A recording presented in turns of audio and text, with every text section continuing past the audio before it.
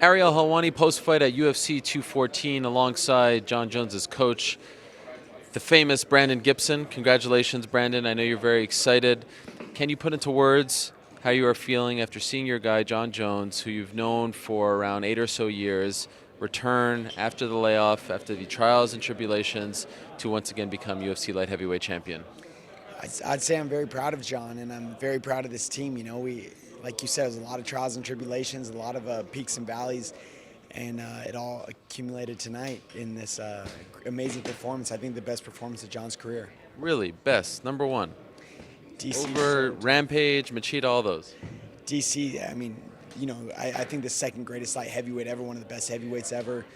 So durable, never been finished. I think for Jon to go out there and put on a performance like that, put away such a resilient, tough champion, I think that's a big feather in our cap. Beautiful finish, the way it ended in the third. I'm wondering, though, how did you score the first and second rounds? I thought we had the first. I thought the second could have gone either way. You know, DC had some really good moments in the second. And going into the third, I saw him looking tired on the stool. I knew Jon was getting tired too, but we were able to keep our pace, maintain our volume, and all that body work that we had done in the first and second round really started to pay dividends when we started to get DC to drop his hands, and I think that opened up the head kick. Anything surprise you about what DC did? He was finding Jon on the exits. You know, he came out hard. He came out pressuring. We knew he was going to do that. His early defense was pretty good. He looked like he was taking the body shots well early on, but you know, it all added up. Based on the stats, I believe he landed around 95 significant strikes, Jon Jones did, and they were evenly distributed from the head, body, to the legs. Was that the game plan to spread things out? You know, Jon has so many tools. I think he's the most versatile mixed martial artist in the game right now. So, you know, it's our camp's. It's our camp's. We have a big tool chest. You know, we really do. So between Izzy's striking and Tusa's grappling and Greg's Grand Maestro strategy and Winkston and I's striking, we got a lot of things to play with and set traps, and that's what we did. We just had to be patient, let Jon use all of his tools and create the opening. Speaking of the opening, obviously the beginning of the end was the head kick. Was that something you worked on? Did you know that that was going to come? Well, you know, some of the past fights have really shown that, things we had success with in the first fight, and then we saw play out in Gustafsson and the Rumble fights. We knew DC wasn't going to dip as hard as he had against Rumble in the recent fight. We knew he was going to really fight to stay vertical, so we knew we were going to really have to force it to get him in those positions, and we set that up with a body shot, getting him to drop his hand, and then, you know, unlike the Rumble fight where it dipped real hard, he stayed vertical, but we were able to create the opening. Did you have any doubts because of the layoff, because of everything he's been through, that he wouldn't return to his old form? No, you know, this week was going to be a big indicator, and he handled everything so well with so much grace this week. All the media, the weight cut, the fight day prep, everything just went according to plan, and I knew his head and his heart and his mind were in a really good place, and, you know, it was able to play out in the fight.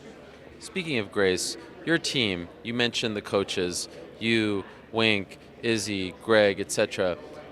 The classiest bunch in the game, and everyone speaks very highly of you guys. His actions over the past year and a half certainly don't reflect you, but were a complete opposite of what you guys stand for. To see the way he talked about DC afterwards with the class and the admiration and not going low and not trying to stick it to him and not doing what he did after the first fight, what did you make of that?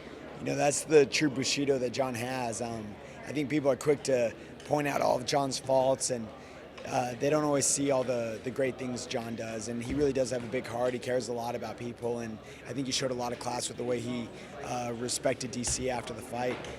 We all have so much respect and admiration, and I think DC brought out the best in us as a team, as a group. Everything since UFC 200 just brought us that much tighter together, and I think that would have broken a lot of other teams and coaching staffs.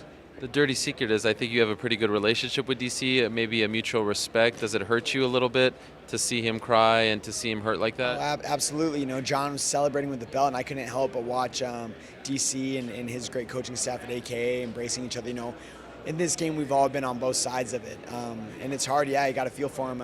Like I said, I think DC brought the best out of us. I got a lot of respect and admiration for him as a martial artist, as and more importantly as a man. And so afterwards, Jon calls out Brock, and there are options. Of course, Gustafsson wants to fight him. There's Volkan Oezdemir who's coming out of nowhere. What would you like to see him do? Well, whatever gets Jon motivated. What gets you motivated? The big walks, nights like tonight. Yeah. The big challenges. So. What about Stipe? I feel like that's an attainable goal, and that's a big deal. Yeah, I mean, Stipe, I think, is one of the greatest heavyweights ever right now.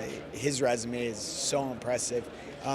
All the names we mentioned are huge challenges. A rematch with Gus, I know, would really get Jon motivated and fired up. Brock's such a huge name and a huge figure in the sport. Volkan, we've got to train a little bit with him in the past. I know he's very solid. He made a great statement tonight, and Stipe's been a great champ. So I'm just happy we're back in this position, Jon with the belt, and we get to make these choices and kind of create our next path. I'd be remiss if I don't ask you before I let you go about Donald Cerrone, a guy you work very closely with. You were in his corner. You helped him train for this fight. Do you think he did enough to win that fight against Robbie Lawler? I guess I haven't figured out the mystery, the puzzle that is Robbie Lawler. Robbie came out super aggressive in the first. I think he tried to put Donald away fast. Everybody knows Cowboy can be a bit of a slow starter at times. But Cowboy really weathered the storm. I don't think any of those shots really hurt him. And I think we were able to spend the next 3 minutes of that first round finding devastating strikes, finding a lot of counters, finding big elbow shots, getting the takedown, staying busy on the ground. After the first, I thought we had that round. I thought the second was clearly Donald's going into the decision. I knew the first was close, and I thought Robbie had the third. So, but I was disappointed in it. Cowboy went out there and fought hard, and hopefully the fight wasn't disappointing to the fans. I think Lawler, Cerrone is one everybody was hyped up for, and I think it did live up to it.